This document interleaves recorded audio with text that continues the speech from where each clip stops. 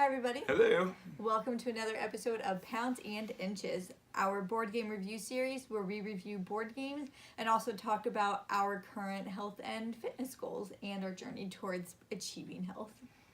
Today we're going to be talking about Legacy, the Testament of Duke to Crecy, which I'm super excited about. But before we do, let's talk about how we are health-wise. Yeah, so the Board Game Geek Winter Weight Loss Challenge just ended a little bit ago, and I managed to lose 7% of my body weight during that, so that was pretty cool.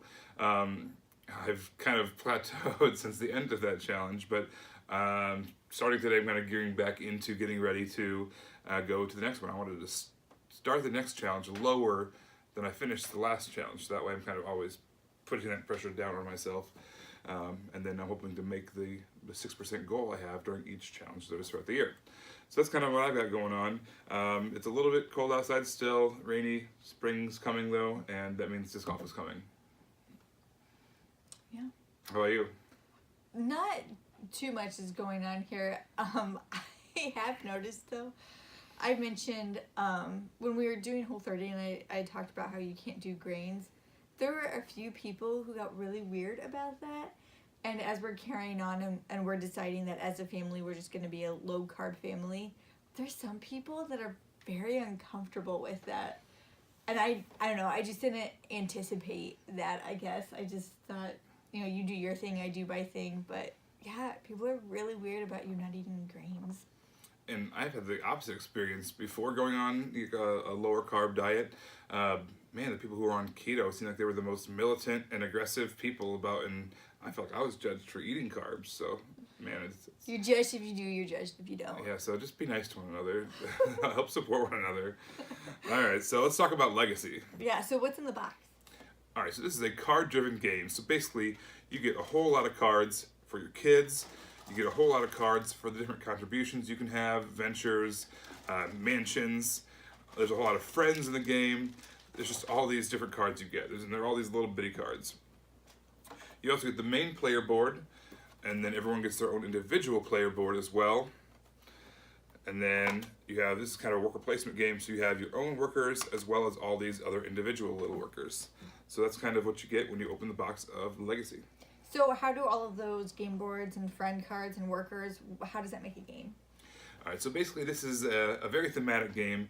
The theme is basically that you are a patriarch or a matriarch of a family. You start with one card, and over the course of the game, you try to marry, have kids, have those kids grow up, and those kids have kids, those kids have kids. You're trying to make friends with influential people, gain money, gain resources, gain fame and notoriety. So basically you leave behind the biggest legacy possible, which is where the game gets its name. All right, so how the game works is every turn you are going to get these your colored little worker tokens, and you may get some more of these additional worker colors as well. These worker colors, your player ones, they can play on your personal board, or they can be played on the shared player board as well. Once someone goes to the shared player board, though, you're the only person that can go to that spot for that round. Throughout the course of the game, you'll get more. The colored ones, however, can only go on the matching color. So the yellow can only go on the yellow, the blue can only go on the blue, etc., etc. All right, so you're going to be acquiring friend cards. These friend cards are both men and women. Those are the cards that you can marry, so that way you have more kids. And you get usually a dowry for marrying a woman. You usually have to pay a cost for marrying a man. And when it happens, you automatically get kids. You also can take more additional actions to get more kids. And that kind of, again, it's a family tree going. And that's the more family members you can get, the more influential family members you can get, the more points you're going to get as well. You do that for 3 generations. And throughout those 3 generations, there's 9 phases, 9 rounds, I guess. At the end of the day, you total everything up. Whoever has the most points wins. So for those of you who have been listening to or watching any of our reviews for any amount of time, you know that I like cards that do multiple things, and this game has that. So you can, like Ryan said, you can marry the friends that are in your hand, or you can actually discard them to do an action. Like this, you have to discard 1 friend card, and it costs $2. And I like games that have that, so obviously I like that in this game. This game is very, very thematic. So basically, when you're using these friends as discard cards, it makes sense. Everything is explained very well in the rule book. So, for instance, when you buy a mansion, of course it costs money because you're buying a mansion, but then also you lose a friend card from your hand because they're jealous of you. And that's not the kind of friend I would want. Anyways. When we were talking about this game, I was trying to explain to Ryan, and I still can't explain it, but I just like the feel of this game. Like, when we're playing it, how it's going on, I just like, I don't know, the environment that it creates for yourself while you're playing that. I really enjoy that. I like seeing my completed work in this family that I've built, and I enjoy this imaginary legacy that I created. But the best way I can say that is I really enjoyed the feel of this game. Yeah, and again, the theme is just all over the place in this game. Everything makes sense. Sometimes when you have kids, there'll be surprise twins, of course, and back then they didn't have the ability to know if they had twins or not. And everything just makes sense. It's a very cool game. The decisions are very meaningful. You only are guaranteed, 2 actions each round, so you really have to think hard about which ones you're going to take because each one is precious, and you have to get the most amount accomplished with those few actions that you get. So most of the games that I like to play right after each other are our shorter games, and this game plays 2-player about 40 minutes, 45 minutes, Something like that. something like that. And it's one of the very few games that as soon as we finish it, I just want to play again. Like, okay, let's do it. Everything's already out here. We might as well just play it again. And so that obviously speaks volumes to the game. This is also one of the games to where, and I know this might surprise a lot of you out there, but I'm not always in the mood to play games. I know, shocker. But this is one of the games to where when I'm not in the mood to play a game, I'm still willing to play this game because I enjoy it that much. Then a few other things that I want to know is there's not a lot of downtime in between turns. When you take your action, then the next person takes an action. So it's not like you're taking all your actions at one's chance, and so it just bounces between player to player.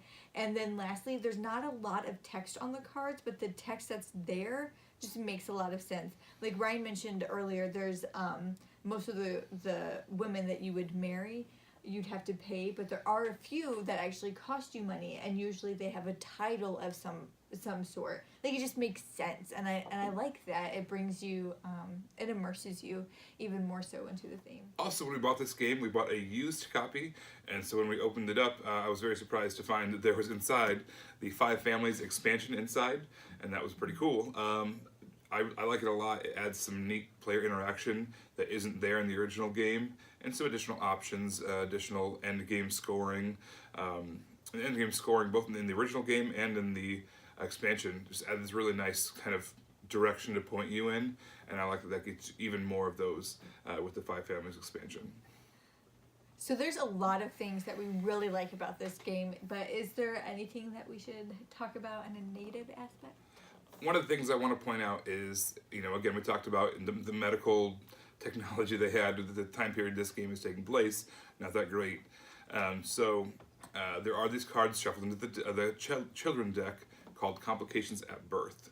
When you draw one of those, you either have to lose the mom or the child that's being born. And that's kind of a dark twist, and it's a sad reality of that time period, so it really fits with the theme.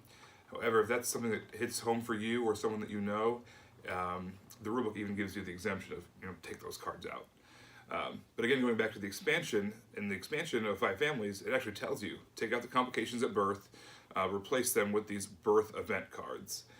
And those kind of give you some other options, some cool, choices that you get to make as opposed to just having someone die in the family, especially an infant, which is kind of, again, it's kind of a dark twist to this otherwise really fun game. So while the sense makes sense thematically, feel free to either take those cards out or replace them with the 5 Families birth event cards if that's something that you doesn't interest you. This game also takes up a lot of table space. I'm talking because you have Edge to edge. your persons who have their children, who have their children, who have their children. It takes up the whole table. I kind of like that. It looks like really neat at the end.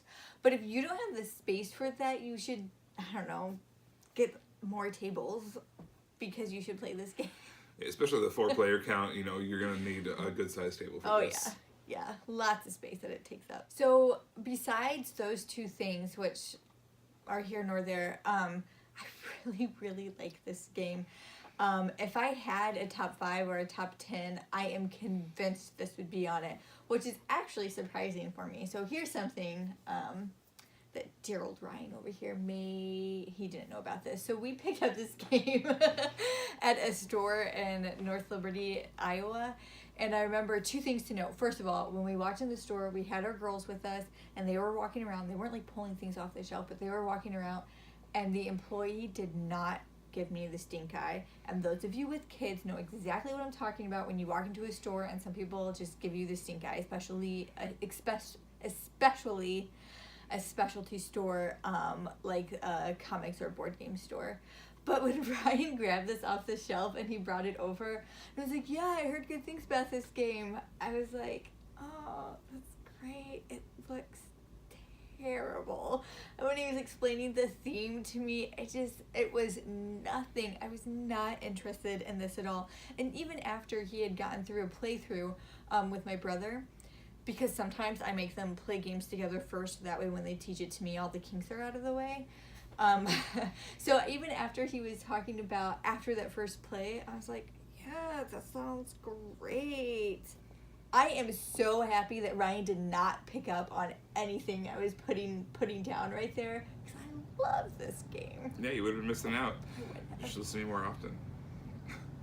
Although, yeah, the brown on brown, not exactly the most appealing color palette. I can see where you might have thought that. But I was right, so I win. No, this game is very clever. It's a ton of fun to play. I love introducing it to people because without fail, people have just thought this was a really unique, really fun experience, and it doesn't take that long. So big thumbs up for us from Legacy, the Testament of Duke to Crecy.